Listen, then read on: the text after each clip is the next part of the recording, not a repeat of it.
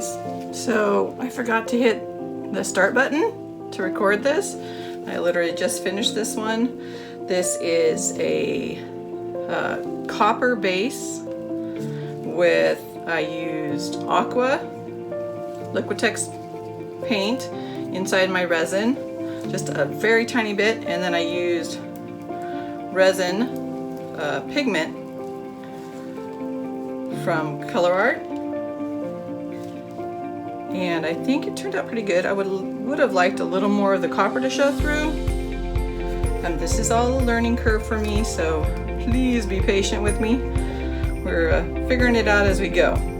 So next one, I love this one, but next one I will do will be, I'll try it with some maybe turquoise alcohol ink, and maybe even just using some of this resin pigments instead of the paint, and we'll see what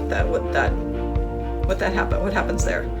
Because I really do like the way that this pattern is working, and I see these pops of copper in there. That's what I was hoping for. So this one's just done, and I will let it turn for the next 5 to 6 hours, and I'll come back and show you what it looks like. Sorry you missed the whole thing. I can't believe I forgot to hit record, but I will for sure show you the end result. Okay.